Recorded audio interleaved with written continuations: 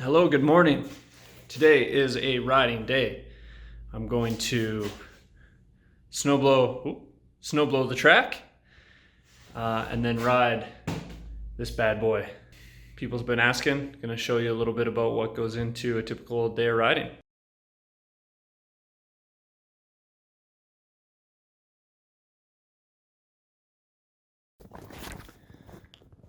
It is awesome out. It's like probably -2 degrees Celsius, and yeah, the sun's shining.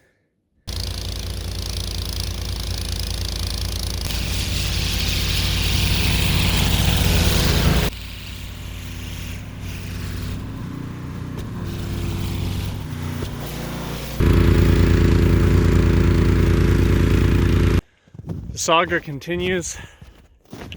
Ran out of gas at the back of the property. I have no gas because I'm dumb. Now I gotta go to the store, fill up a jerry can, lug it all the way back here. It'll be a whole thing. The amount of worth it is slowly dwindling as I progress through the prep of today's ride day.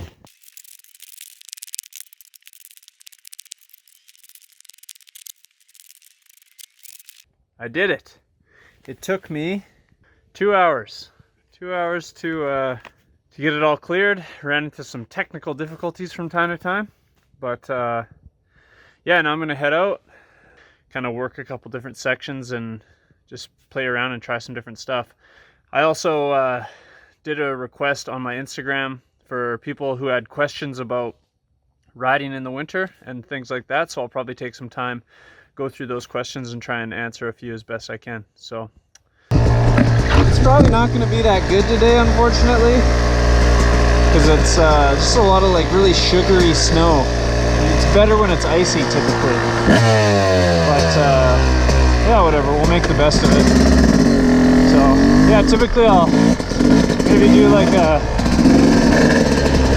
3, 4, 5 lap warm up, just kind of feel out the track. These conditions, yeah, it's really loose today. Usually give my bike a lap or two before I try these guys.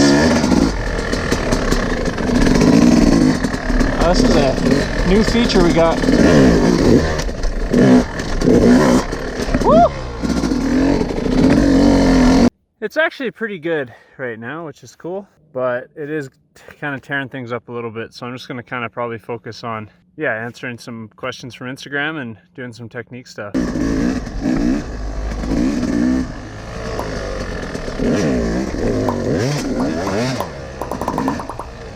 So I actually, for the most part, avoid using a big thick jacket just because you start to get super hot.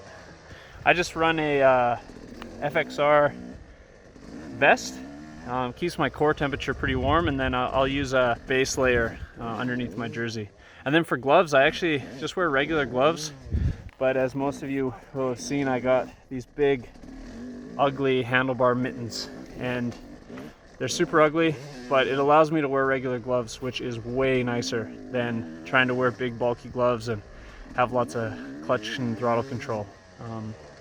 So yeah, these are like a coal pin handlebar mitten made for ATVs, and they're a little bit weird to get used to, but once you get used to them, they're awesome. Like, your hands stay super toasty and you don't have to worry, like I said, about wearing big dumb gloves.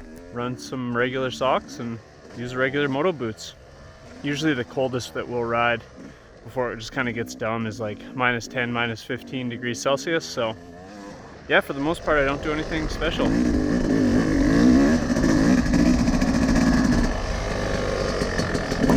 Good balance is, I think, subjective.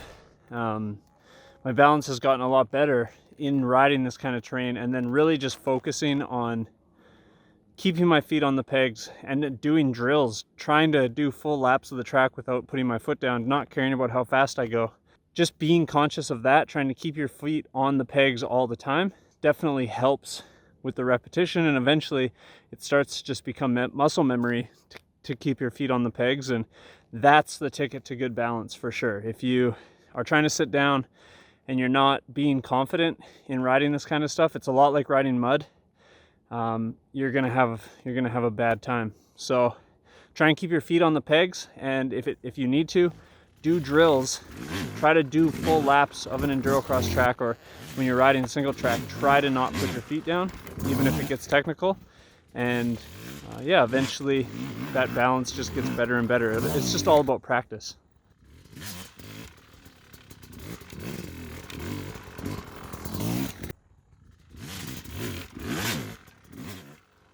So I don't really worry too much about having to change my suspension oil or really any of my fluids any more frequently. For the most part, it's pretty much game on and same as usual when it comes to my maintenance on the bike. Where I live, it's these conditions for 5-6 months of the year. This is kind of the best version of riding that we have up here. And yeah, it's a pretty great version, honestly. We have a lot of fun days and put a lot of hours on the bikes, and it's a lot of really good practice that I can translate over into the new season when spring rolls around. So if you're asking why, the reason is this is the best option, and it's either do this or don't ride, and I think that's a pretty easy answer for most of us.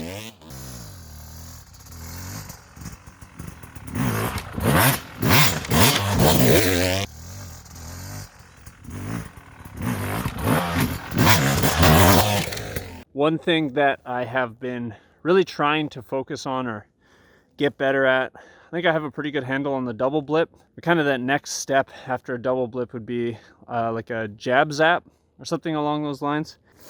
A double blip will get you up onto it, but it won't necessarily get you up and over. And so I've been practicing that, and that's basically what I'm going to work on now. I'm just gonna hot lap this first log. Not really worry about the second one just because it's got a bunch of holes and stuff in front of it. So wish me luck.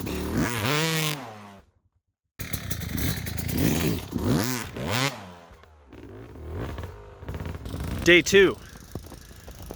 We are gonna do some track, not maintenance, track building. We got a new little section in mind that we kind of cut in the fall.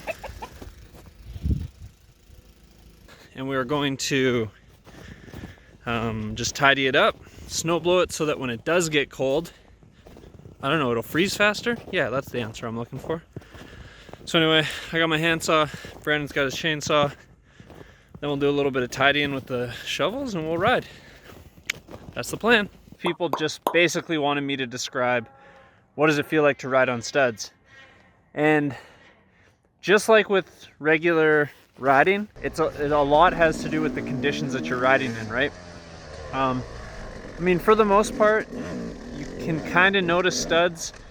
The centrifugal force of your tires spinning, they're a lot heavier. So your bike just feels a little bit slower to react. It's nothing crazy though. But for the most part, if you're riding on mostly ice, say like a lake, or you know, somewhere where you don't have a lot of snow but the ground's frozen, imagine just having like amazing traction. That's what it feels like. Same with if you're, you know, riding single track or something. If there's like sideways logs or wet roots or something, you can just drive straight over top and not have really a care in the world. When it comes to riding in deeper snow or loose, sugary snow, it's a lot like riding in sand or with like heavy snow, almost like riding in mud. And so it's not great, but riding is better than not riding. So I'll take riding in the equivalent of mud any day.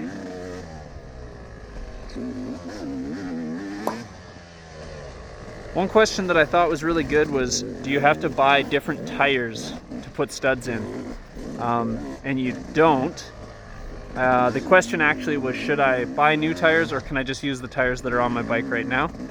I think the biggest thing you need to ask yourself is how used or how old are your tires? I'll show you this bike here.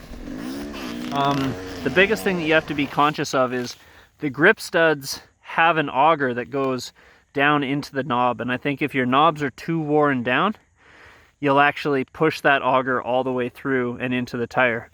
probably wouldn't be a big deal if you're running, say, a Moose on the rear or on either front, on either tire. But if you're running tube, you don't want those grip stud augers down inside your tire. So you definitely, grip studs are designed to be used with a new knob, a nice tall knob. So that's probably the best thing to do. But if you have a kind of fresh new set of tires, then use those and you shouldn't really run into any issues. I just run pretty normal PSI. So in the front, it's about 13 PSI. In the rear, I go down to about 8 to 10. I do run a tubeless system, and so I'm not super concerned about, getting flats. The only real issues that I have with flats is if I were to, drill my grip stud down into the tire past the knobby, but I haven't run into that issue. But yeah, I just run standard PSI, and I find that it works really well, even given the studs.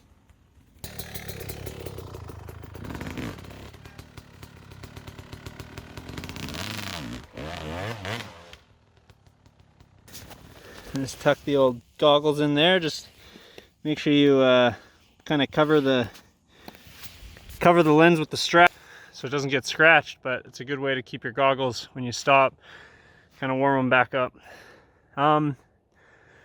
Anyway, I think that's everything.